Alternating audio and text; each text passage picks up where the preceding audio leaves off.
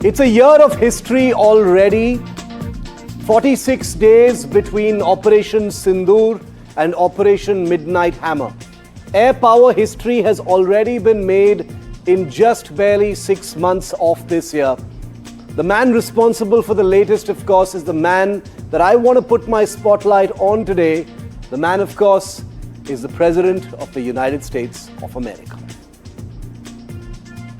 Donald Trump is having his latest meltdown today, and not because of what he did, but because the world didn't behave the way he wanted it to.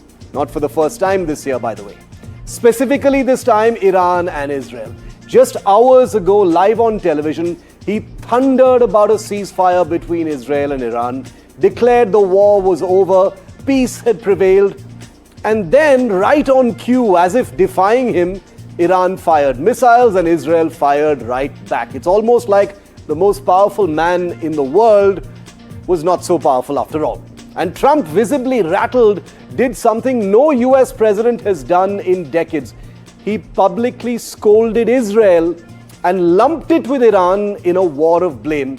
He even dropped the 4-letter word on camera while describing the two countries. Believe it or not, listen in.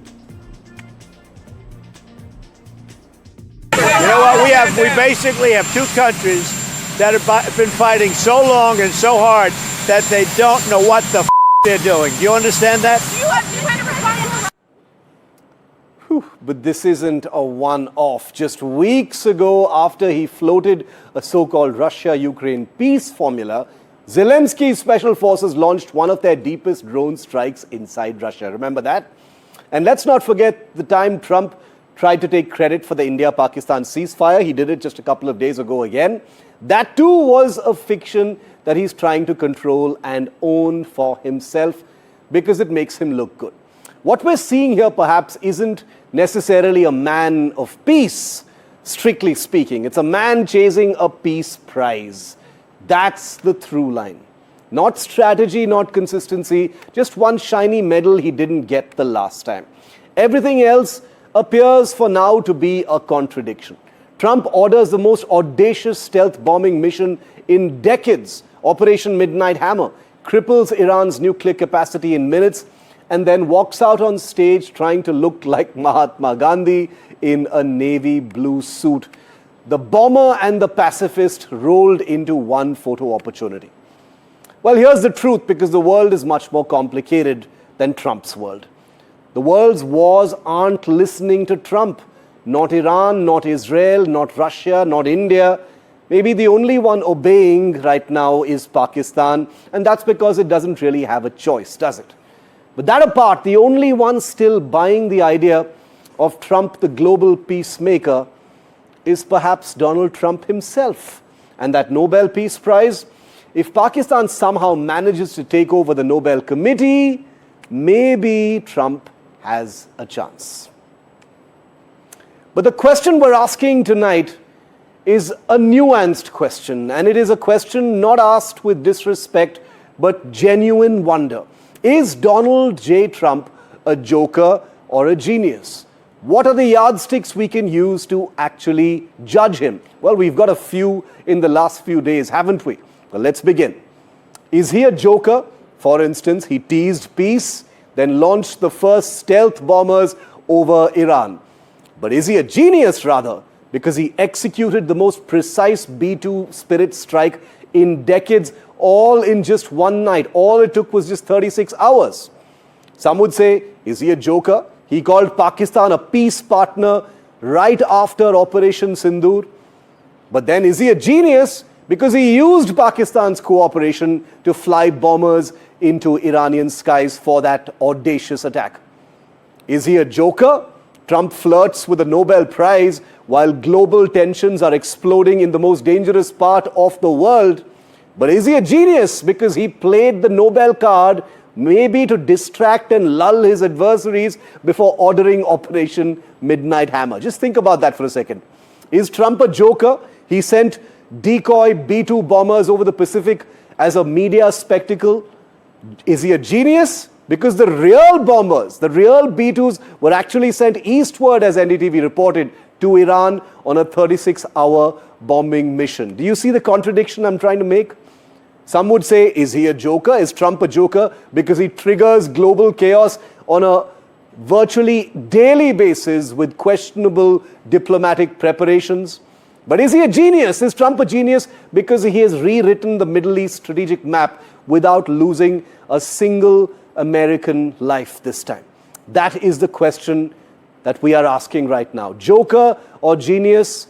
He is deeply divisive. He's someone who polarizes everyone. But the question is, what is the future of how the world will see Donald J. Trump? Joining me live now is John Spencer, Executive Director with the Urban Warfare Institute, someone who looks very closely at what's been playing out in the Middle East at this point of time. John, welcome. Thank you very much for your time here on NDTV.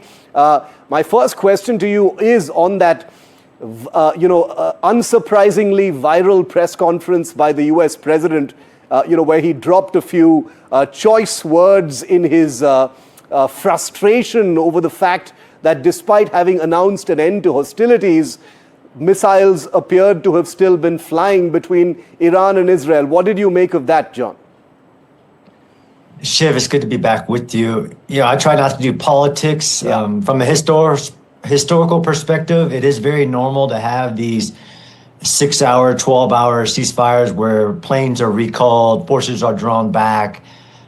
We did see Iran launch 6 salvos during supposedly the ceasefire timeline, killing Israeli civilians. President Trump, of course, frustrated by that, as communicating to both. But I will say in this instance, and I look at every conflict very differently. As you know, I'll be on the ground next week in India to continue in studying the amazing Operation Sindoor. In this case, though, it was a single American operation that did fool the world, to include where the B-2s were going, that helped push this conflict to an end, raging for 11 days, massive amounts of strikes against Iranian military sites, having supremacy over Iranian skies, a small country of Israel. Yes. And did, after Iran made like we talked about, the mistake of attacking an American base with what seems to be ceremonial saving face in their, they're thinking, we got to save face, giving an alert, firing 14 missiles, all 14 knocked down, that the president did negotiate a ceasefire. Each one of these countries can act in their own interest, but he was able to mitigate. Both countries have now said that that's going to be the case. Yes, we have to hit the 12-hour mark, and okay, now who's going to be in a violation? But there is some historical parallels here from the Korean War, Bosnian War, Yom Kippur War, where you had this timeline and stuff happens during the timeline. I want to ask you about, the functioning of military operations in Trump's world. And John, I know you don't, usually comment on politics, so I'm going to keep politics out of this. But Trump did put out a tweet on his Truth Social account saying, Israel, call your pilots back. This is an unusual way of doing things, but we do live in Trump's world. I think most people have gotten used to these new rules of engagement as dictated by the President of the United States. You don't often see the President of the United States ask Israel to call their pilots back in the middle of a live military operation. What did you think of that? It's changed the way things are actually done. Some would say it's brought a level of transparency to what is otherwise something that happens strictly from a situation room or over a hotline. Is that the new normal now? I mean, it's very special for sure. And you have to admit, even when the vice president was on a news broadcast on Fox Channel, the post about the ceasefire came out. He said he knew about it, but wasn't knowing the timing. There is absolutely some transparency here. You go back to like our President Roosevelt during World War II, he would do nightly fireside chats. President Trump likes to talk directly, and sometimes it's not clear what he's saying, but you have to watch the American actions. Sometimes it's even trolling, as we call it, trolling against others. I do believe that post was genuine, as Israel had just been hit. Civilian site in Beersheba, civilians had died, and their population wanted a response as well. His tweet: Israel dropped one bomb on one radar site. and then right now we think that it's over. So I think that's genuine. Yes, that's President Trump. It's very abnormal. Some people love it. Some people don't like it. Has Trump, met the military objectives as probably defined by him during this particular operation? We don't have the scope on this particular show, John, to get into, whether damage was done, the scale of the damage. There are media reports saying, not much was damaged, etc. But from Trump's perspective, do you think that the objectives he set out to achieve have been? Absolutely. I mean, although there's one Trump post about the regime change, it shouldn't be politically incorrect, but I think he was talking about the Iranian people. The United States was very clear, and to be sure, Israel was very clear. This was about the progress towards a nuclear bomb and rolling that program back. And yeah, you're right. We could discuss how much it was rolled back. But from a military perspective for the United States, it was a demonstration of this is a new world, much like in the Prime Minister Modi said, no longer there will be action taken to prevent catastrophes like a terror regime getting a nuclear bomb and resetting the geopolitical landscape. I think that was achieved. The ability for the United States and clearly Israel to strike what it wants when it wants in Iran as well has been achieved. So from a military perspective, for no loss of American life, no loss of American aircraft, zero impact to American installations, but still have a geopolitical and regional impact to set back the Iranian nuclear program and to establish a new doctrine, basically, with it. Very successful from an objective assessment. John, the U.S. president hasn't made a secret of his his desire perhaps for a Nobel Peace Prize. He recently had lunch with the Pakistan Army chief who had called for a Nobel Peace Prize for him. He has posted quite regularly on social media, a couple of days ago where he used the word Nobel Peace Prize no less than 4 times. So that is no secret. Do you think that, far from being a non-serious issue, is something that guides Trump's actions and is part of what he's trying to do at this point? I think President Trump is a complex individual. Of course, he has personal interests, but I think at this point he is fulfilling his mandate, America first, peace through strength, in action. And even with his, what they call his base, there's been arguments against isolationism and America not be involved in anybody's war. I think he has demonstrated historic. I mean, if you go back to when President Obama was given a Nobel Peace Prize in advance of potentially causing peace, what the president has done since his short term so far has been to create peace after decades of Islamic regime terror in the Middle East and racing towards this bomb. I can't say what his individual interests are, but from the American interest, I think he's been very in line with strength, showing strength and trying to create peace. The deals he created with the Qatar, Saudi Arabia, and others in the Gulf states are historic. And now he's off to NATO, where we would all love to see the Ukraine-Russia war come to an end. Like to see Europe giving more percentage towards the NATO defense. I think there's some valid assessment, but I won't assess his individual interest now.